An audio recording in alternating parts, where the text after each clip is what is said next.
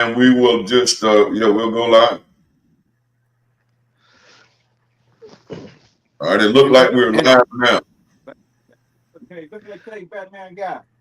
Set it up, Malik. Batman guy. So, okay, so all people, welcome to 58 Years from Prison to Purpose podcast. The host, me, Kenneth Mean, Mr. Edward Scott, and Mr. William Elmore. We have the great pleasure of having Mr. Rick Ross, the real Rick Ross, come to our show and just give us some of his knowledge of some of the things he went through during his reentry from being incarcerated to doing the things that he is doing now. And again, thank you, Mr. Rick Ross, for giving us time out of your busy schedule to join us. yeah, no problem, no problem. Thank you guys for having me on. Yeah, I'm down in North Carolina right now. We're getting ready for a fight today. One of the kids that I manage, Shy Money, will be showing off his skills tonight. Uh, so that's where I'm at right now. I will be in the building. I will be in the building tonight, Mr. Ross. Look forward to that fight also. I was in the building on his last one in Durham also. Okay. Well, we get to meet in person. We have a couple of times, but I know you meet a lot of people. But when you see me, you'll probably recognize. But we have met a couple of times. Okay, yeah. It'd be hard for me to keep up with the people I met. Exactly. You know, Understood. traveling as much as I do. I'm usually in 2 or 3 states a week. Yes, So sir. it's a bit much. Yeah, I can imagine. So let's get the business. Let's get the business, my man. We don't want to hold you up too long. I'm sure you got a busy day ahead and has had a busy day since you hit North Carolina. I ain't gonna tell you. Mr. Elmore, I'd like you to start off asking the first question on Mr. Ross. Well, first of all, we definitely appreciate having somebody that's willing to share their purpose, their mindset on our podcast. We salute that. And everybody on here has done, I don't know, equivalent of 58 years in total, including yourself. We add your numbers to it, we'd be higher than that. So one thing we got in common is we understand the struggle and suffering of incarceration. And we also know what it's like to get out and try to repurpose our life and keep pushing. So we all salute that, man. It's our pleasure to have you on the channel. And as me and you talked earlier before you agreed to be on the podcast, like I said, we just regular guys, like you always identify yourself, who done some things and trying to do some other stuff. And on the strength of that, man, our first question is, man, what's it like to be bouncing all around so much, man? Do you get whiplash? Do you have issues with time management? Because I know I do, having done 25 years. Well, definitely time management is definitely a concern of mine. Uh, when I look at my life, I'm 65 years old, and I figure if I get lucky, I could be around for 15 more years. Um, and if you look at 15 years, is really a short period of time. So time is definitely something that I treasure. Uh, um, and I understand that I don't have much of it to give. So uh, time management is definitely a problem. But I try to um, manage my time the best I can. But I'm loving what I'm doing. I feel like that I'm doing exactly what I want to be doing, uh, and I'm having a ball. Okay. Okay, I got another quick question that I was inspired to ask. What's it like to come out for you when you realize you've outgrown some of your contemporaries, whether it be cousins, family members, or dear friends? I know personally, when I got released, I never thought that I would be on such a different page. And I'm not saying better or worse. It's just my mindset, man. So many of my friends and cousins and stuff like that I didn't see and hear from on a regular basis. Conversations wasn't the same. And I would have a sense of sadness because it kind of punctuated the fact that I had been away for so long. And we didn't have a common interest. Before I went in, we did have a lot of things in common. But when I got out, I had an option to shrink back just to feel like I was still one of the guys or keep pushing. And I put in too much time, sweat and tears to shrink back and forsake what I earned and what I built into myself just to assimilate. So I had swallowed that down and realized that I had like new growth. I had to be willing to accept and integrate myself into another type of demographic. Can you kind of speak to that? Absolutely, absolutely. I find myself by myself most of the time. Um, I can find myself riding in a car or sitting in my room, uh, almost like I become what's the name of that? Introvert. Where you really by yourself. And what I'm starting to notice is that um, I put so much pressure on other people that it's hard for them to be around me because I don't have time for any nonsense. Can you repeat that? That's beautiful. Can you repeat that for my sake? Uh, You I put so much I pressure on put people. I put Yeah. so much pressure on other people that they don't want to be around me. Because I try to eat right, I try to sleep right, I try to walk right. Um, I don't smoke, I don't drink, and for a lot of people, that's a hard thing to deal with. They can't understand that uh, we've been playing in our lives for so long as Black people, and that's one of the reasons that we're in the position that we're in right now. And people just they just can't deal with that. I just lost a dear Wow. friend just Friday, for the same reason that I'm always criticizing. I'm always, and they call it criticism, but I call it correction. Uh, Man, you talking grown man stuff now, man. I was just having a conversation this morning with one of my counterparts, my colleagues, someone I consider a friend and a brother. And I said, man, the realer you get, the more unreal it gets, man. When you got a standard, when you got values, you can have friendships with people, but you're gonna be the killjoy because you always gonna be implementing something higher and better into the circle, into the conversation, and it's gonna kill everybody's high. yeah, yeah. Well, now I'm shooting to be a billionaire here in the next uh, maybe couple years, and most people can't even fantasize. When you're talking about people who never had $50,000, they can't really fantasize what it takes to get $1 billion.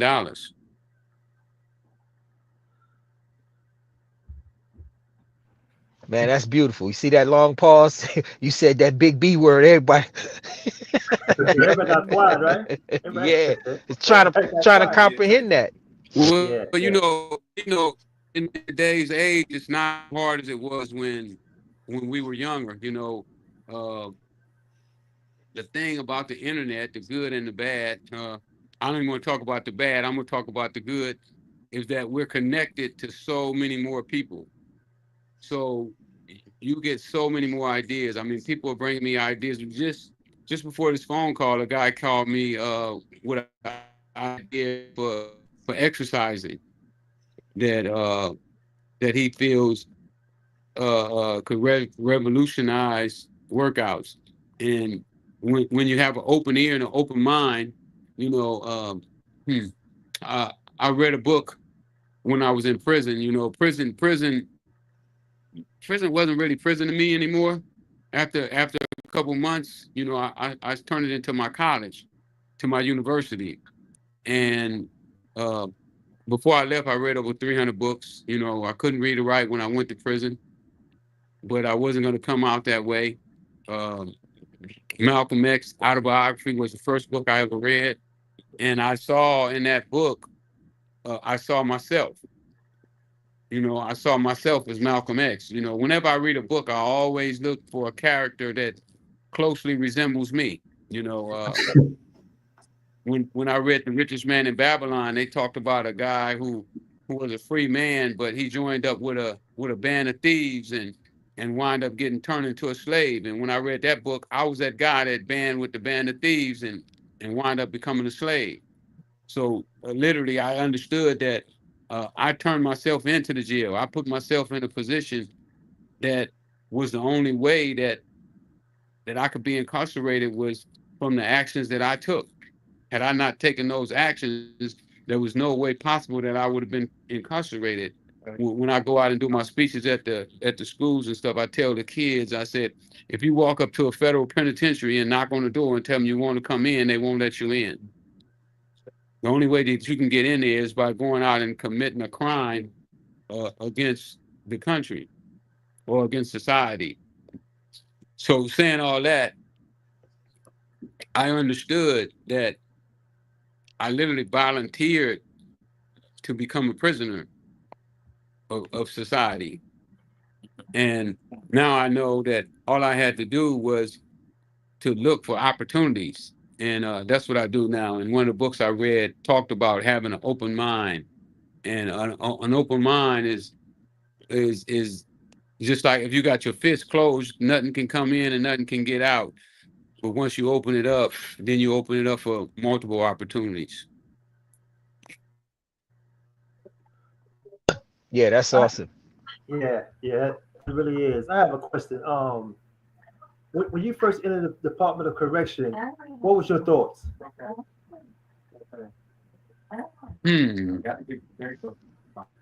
Mad that they had caught me. Mad that I didn't get away with the crime that I was committing. Even though in my situation, right, I knew that I could go to jail. You know, I knew it was and when I was writing my book, you know, it made me go back in my life and search my life. And I can remember a time that, you know, me and my old lady, we was laying in the bed and I rolled over and I asked her and I was like, you gonna run for me when I go to prison? And when I was sitting in prison and I was thinking about what kind of person would ask somebody, would they run for them when they go to prison? And what I said to myself was somebody that knew they was getting ready to go to prison. Yeah. Wow. Yeah. Mr. Ross, I'd just like to ask you, what advice would you give somebody that's coming out of prison, that's entering back to society, that's got goals and dreams and things that you're trying to achieve? What advice would you give somebody about from the day one up to the future of how they should approach it and some of the things they should look for, not look for, and to that stuff like that? Well, one of the first things that you must do getting out of prison is be patient with yourself. Allow yourself time to adjust. Yeah. You know, I got out before. I did 2 prison stints. Okay. When I got out the first time, what I did wrong was I tried to kick my life up too soon. You know, I wanted to get right back in the saddle, not with drugs, but just in my personal status. You know, I wanted that same type of status that I had, and I planned on working for that status. You know, getting out, working for it, but when this distraction came in the form of the government setting me up, you know, they sent my old supplier back as an informant to get me back in the game. But what I learned from that was not to rush myself, not to judge myself by what others was doing, to just come at my own pace and give myself some time to adjust to society and figure out what was going on out here. And this time, you know, I've been out right now 15 years, going on 16 years, and I've started to learn some of the things that uh, that I needed to know. You know, what type of business to go in, what businesses is making the money, who is running these businesses, and so forth. And I think that getting out of prison, you need to know that when I got out of prison, you know, my mom's house was in foreclosure. I wind up being homeless for a year or so, maybe a year and a half, not really sure the amount of time. But I had studied for those reasons that no matter what, I was not going to go back to my old habits of selling cocaine, that I was going to stay the course. Excellent point, Mr. Ross. Yeah. You know, when I went to prison at the age of 23 years old, and I got out. I was like 57. I can't remember. About another month and a half, I'll be finished with parole. Thank God. I hope all praise due to Allah. But when you, I don't know if you got kids or not, right? I But I got know I got. 9 kids. Okay, so leaving your kids behind and leaving all your loads behind. I know it could have been. I know it was kind of rough. Saying thinking about how they're going to survive, being though that you was the breadwinner in the family. So how did that make you feel? Leaving your family behind, knowing or in a position where they're going to have to take care of themselves. Even though they have mothers and father, I mean mothers and stuff like that. But how did that make you feel leaving your kids behind? It made me feel really helpless. For one, I didn't have a father when I grew up, and one of the things that I vowed uh, when I was there is that I would be there for my kids. Mm. And little did I know, the same thing that my father did, I did the same thing, even though I did mine in a different manner. Right. Like I said earlier, I volunteered to go to prison. So it made me feel helpless, concerned. I knew my sons could possibly become gang members, and they did become gang members. Two of my sons went to prison numerous times, uh, and I had a lot of concern for them. So that's pretty much how I felt about leaving my kids behind. I didn't talk to my kids. It took me about 6 to 8 months before I would even talk to my kids on the phone when I went to prison the second Mm, time. mm. What was that a choice not to talk to them, or you just feel the kind of shame of I being I, I was shamed. I promised them that I wasn't going to go back, right? and when I went back on my word to my kids, it really affected me. Right. Because one of the things I try not to do is I don't want to lie to my kids. Mm. I want them to have total confidence in me. Uh, that if I say something to them, that's what it is. Right. And I can kind of understand that because I got 5 kids, and one of my daughters, which is my youngest daughter, being in prison for so long. When I was in the street, she was 6 months old. So when we first reunited, she was like 17, 18, and I was still in prison on my way out. So first mistake I did was try to be a father out the gate to someone who don't even know you at all. So it was a struggle for me, say with my kids from day one. But God is good that me and her got a good relationship now. But it was just difficult for me for all my kids. But all my kids, they grew, they're adults now. They doing real well. But it was difficult for me, and I was ashamed too, and I was real hurt because I didn't give myself an opportunity to be a father. But when I wanted to, when I learned and thought I was a father and was ready to be a father, it wasn't time for them to be accept me as a father. Right. Well, I've been lucky that me and all my kids, we have reestablished ourselves, and uh, we have some relationship. That's great. Okay, excellent. Wonderful. Okay. Mr. Elmore, Yes, sir. anything? I Because Yeah, we did. I don't have any children, no biological children, but I got a lot of people I helped raise. And I understand I had cousins and stuff that I had rapport with, that when I got released, they were looking for a certain bravado, a certain braggadociousness about prison. Yeah, I did that, and I lifted a lot of weights. They were really expecting that stereotypical bullcrap that most men do when they get out of prison, pretend like it wasn't that heavy of a burden, pretend that I could do that and I did that. But I've been shoulder to shoulder with guys that have done less time than me, that cried at night, that got religious, that assimilated with gangs, and some of them got associated with the same sex because of the emotional burden. They just wasn't honest about it. Me myself, I thought about suicide when the judge sentenced me to natural life, meaning I was never going to get out. First time offender, 21, full of life, had 2, 3 extra dollars in my pocket. Judge sentenced me to natural life for a body, man. I told my mother, man, I ain't happy here. I blew trial with no smiles, and I'm thinking about checking off. And through her, she said, hey, if you keep fighting for yourself, I'll keep fighting for you. And here I am, and I'm thankful for that. But when I tell people that who know me, I could tell they sense of discomfort because no man don't want to feel like talking about suicide. I mean, who wants to do that? You can't handle your life. It wasn't about that. I didn't want to deal with the length of my sentence, man. I just my ego, whatever you want to call it.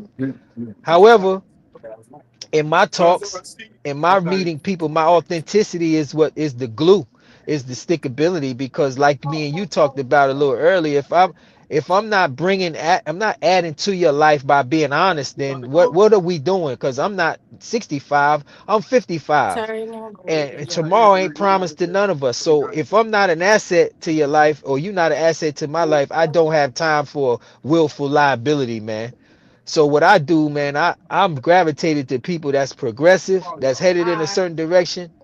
And no matter how connected I feel I am to somebody else that's stagnant, that's lazy, that got a million excuses, that don't want to bet on themselves, you rather watch me bet on myself, but you don't want to get in your pocket and bet on yourself. Man, I'm avoiding them kind of dudes, man, because that's where we gonna go in life. You gonna gamble with the streets, you gonna gamble with the guns, you even gonna gamble with unprotected sex. But when it comes to putting your money on you, you gonna try to play it safe with that. Man, I despise that. Like you got COVID, man. I put my mask on, I keep it moving. Real talk, real talk. I like the way you put that too, and that's really the way it is. That I see people all the time that they rather go and watch these entertainers instead of taking that $500, $1,000, and put it on themselves and start their own business. Wow, deep, deep, deep. Well, we've had you for a second. We know you're very busy. I would just like to start getting close to the beginning of the end, because hopefully one day we can get you at a time that you ain't so busy, and we can, because reentry can be talked about. The things we doing can be talked about for hours and hours.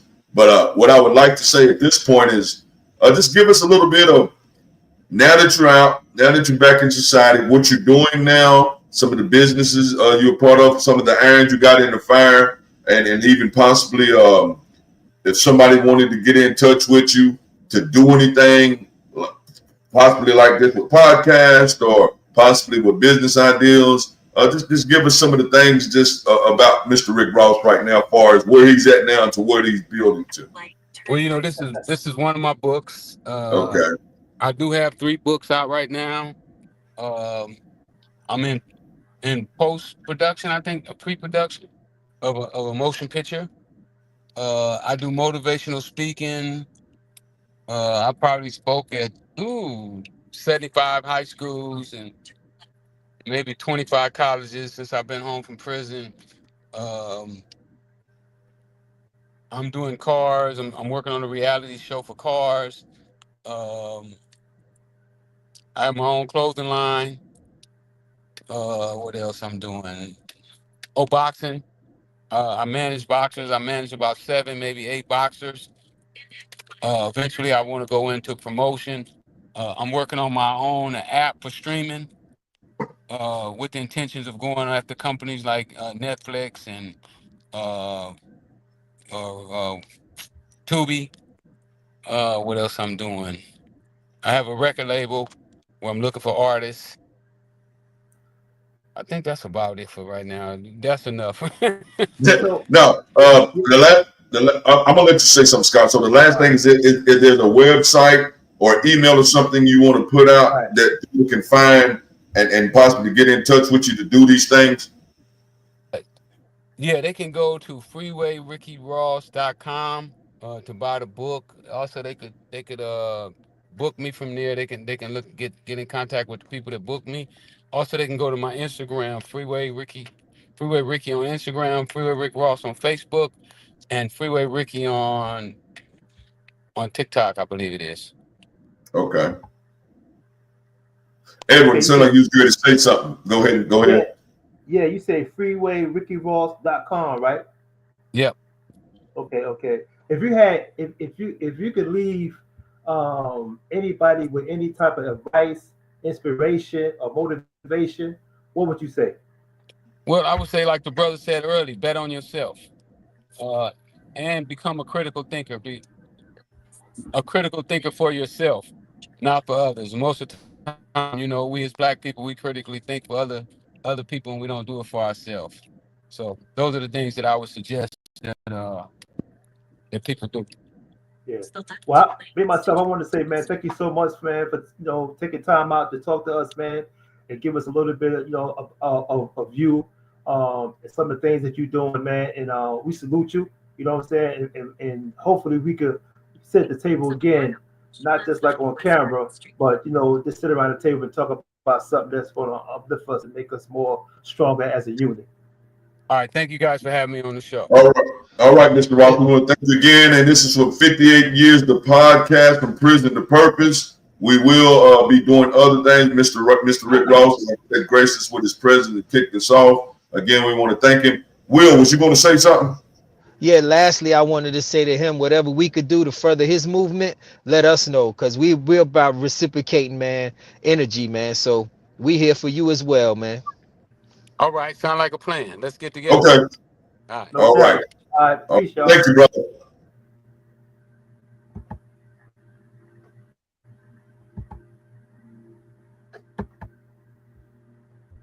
All right.